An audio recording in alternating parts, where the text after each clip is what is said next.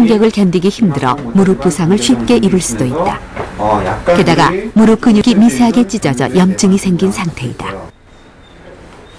정형외과에는 정현임 씨처럼 운동 중에 부상을 입은 환자들을 자주 볼 수 있다. 김대식 씨도 마찬가지의 경우다. 여기가 아까 지금 튀어나와 있죠, 이게. 그렇죠? 네. 강화도 마라톤 대회 가가지고 10km 지나면서 통증이 이제 많이 오기 시작했는데 쩔룩거리면서 그냥 완주를 했습니다. 그래서 대회가 끝나고 난 다음에 걸을 수가 없어가지고 병원에 오게 됐습니다. 우리가 경골, 정강이뼈라는 뼈, 정강이라는 뼈 위쪽에 가서 보게 되면 이 뼈가 원래 깨끗해야 되는데 여기가 뭐가 하얗게 뭐가 보입니다. 이렇게. 다치지 않았는데 왜 골절이 뼈가 부러졌느냐? 요게 만성적으로 스트레스가 가해져서 뼈가 약해지면서 여기 골절이 오는데 요건 다치지 않아도 큰 외력이 가해지지 않아도 달리기를 갖다가 과하게 했다든지 무리하게 했다든지 했을 때 피로골절이 발생할 수가 있습니다. 이런 상태에서 무리하게 더 계속 뛴다 그러면 이 뼈가 골절이 더 진행이 되면서 어긋날 수도 있지만 이런 상태에서는 즉시 달리기를 멈춰줘야 됩니다. 이렇게 운동 중에 부상을 입게 되는 가장 큰 이유는 무엇일까? 여기 좀 아프고요. 근육이라는 게 부드럽게 늘어났다 부드럽게 줄어야 되는데 늘어나지 않은 상태에서 심한 훈련을 하게 되면 심하면 근육이 찢어지는데 이게 우리가 급성으로 뭐에 심하게 다쳐서 찢어지는 게 아니고 현미경으로 봐야지 볼 수 있을 정도의 아주 미세 손상, 눈에 보이지 않는 그런 미세 손상이 반복되다가 증상이 나타나기 때문에 절대적으로 점진적으로 강도를 올려주고 또 강도를 올렸다가 좀 내렸다가 올렸다 내렸다 해야지 계속 강도 높은 훈련을 하게 되면은 어느 누구도 부상을 피하기는 어렵습니다. 한국체육학회의 부회장인 강신욱 교수는 최근 흥미로운 연구 결과를 발표했다. 약 1,200명의 생활체육 참가자들의 운동 행태를 조사한 것이다. 이 중 7% 이상의 사람들이 운동 중독으로 분류됐다. 운동 중독의 징후가 보이는 사람들은 제가 한 1,200명 정도 조사했을 때 한 7% 정도가 됐는데 그 중에서 실제로 운동 중독의 징후가 그렇게 많지 않은데도 스스로가 운동 중독자냐 아니냐고 물어봤을 때 자기가 운동 중독자라고 대답한 사람이 34%나 됐거든요.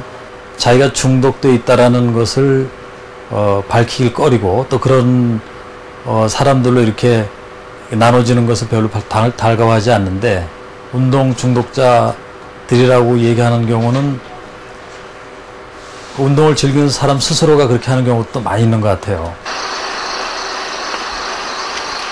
개인 택시를 하는 60살의 선수복 씨. 그의 집엔 각종 대회에서 받은 상장과 메달이 가득하다. 30년 전부터 테니스, 수영, 마라톤 등 해보지 않은 종목이 없을 정도다. 운동광인 선수복 씨는 하루에 얼마나 많은 운동을 할까? 1시간 동안 쉬지 않고 수영 2km를 한 다음 러닝머신에서 1시간 반을 뛴다. 그리고 마지막으로 웨이트 트레이닝을 다시 1시간 반 동안 한다. 어떤 때는 체육관을 3번 올 때도 있어요. 한번 남산에 아침에 갔다 오면은 체육관에 오고 또 수영장에 가고 그러면 한 3번씩 하는 거 하루에. 저도 중독증이라고 생각을 하고 또 주변에 그 친구들이나 동료들이 다 그렇게 얘기를 하고 있습니다. 밥 먹고 일하고 운동하는 것밖에 안 한다고. 모임에 참석하라도 그거 운동을 하기 위해서 빠지고. 이런 심한 운동은 과연 건강에 어떤 영향을 미칠까? 우선 건강한 20대 남성들에게 운동 전에 혈액을 채취했다. 그리고 지칠 때까지 운동을 하도록 했다. 30분 후 거의 탈진 상태가 된 실험자가 더 이상 뛰는 것을 포기했다. 그리고 이때의 혈액을 다시 채취했다. 또 다른 실험자도 40분을 뛰고 난 후 운동을 멈추고 혈액을 뽑았다.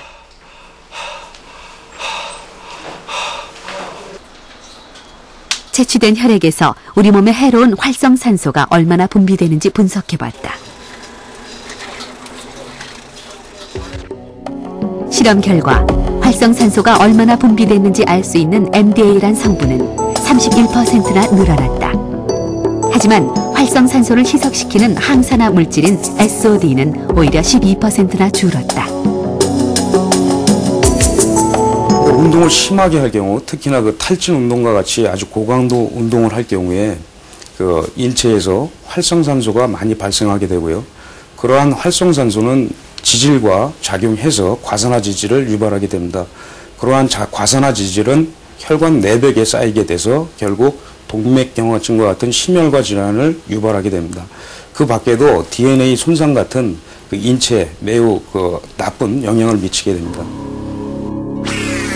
외부의 산소가 몸 안에 들어오면 일부는 활성산소로 바뀌게 된다. 활성산소는 그 성분이 불안정하기 때문에 세포를 파괴시키고 세포 해간의 DNA까지도 손상시킨다.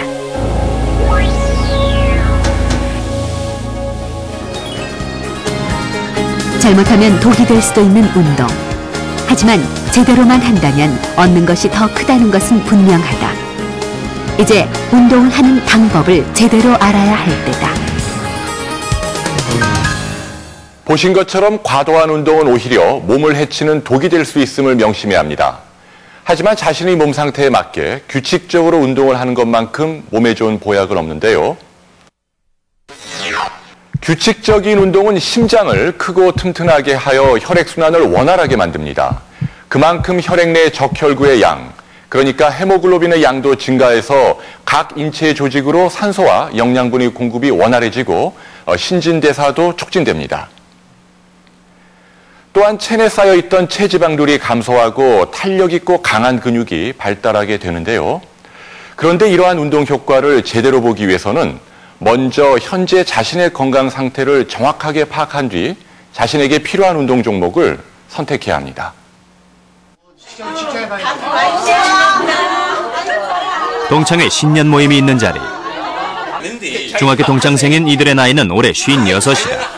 환갑을 바라보는 나이가 된 지금 이들의 가장 큰 관심거리는 바로 건강이다. 서로 다른 생활 환경에서 살아온 동창생들. 그런데 이들은 같은 나이의 동창생들이지만 과연 몸의 나이도 모두 같을까?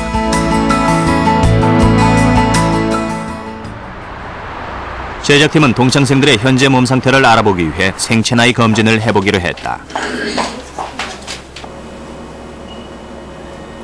생체 나이란 몸의 실제 나이, 즉 몸이 말하는 개개인의 실제 건강 나이를 뜻한다. 생체 나이 검진은 운동 부하 검사와 혈액 검사 등 다양한 정밀 검사를 통해 종합적으로 평가한다.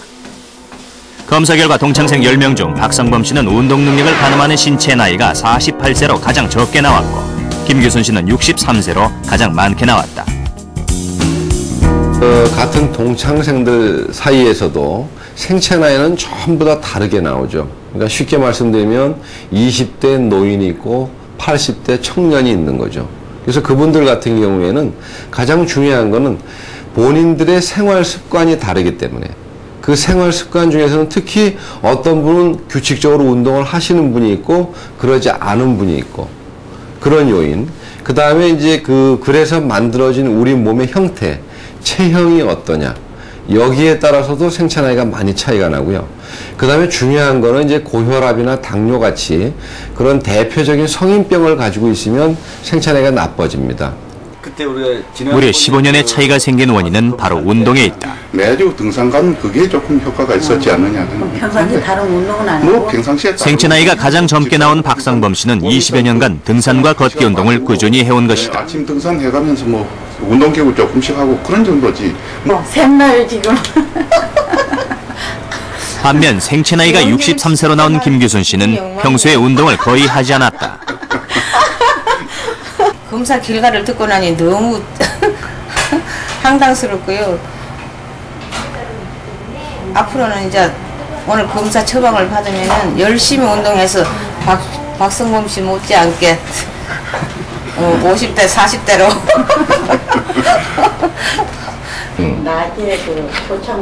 그런데 5년 동안 꾸준히 운동을 해왔던 김수점 씨의 경우는 왜 생체 나이에 향상이 없었던 것일까? 운동을 하시면 어때요? 뭐 땀도 좀 나고 그러시나? 땀이 뭐 이렇게 흐를 정도는 아니고요. 그 원인은 바로 운동 강도에 있다. 그래요. 자, 보면 운동 다 끝나고 나서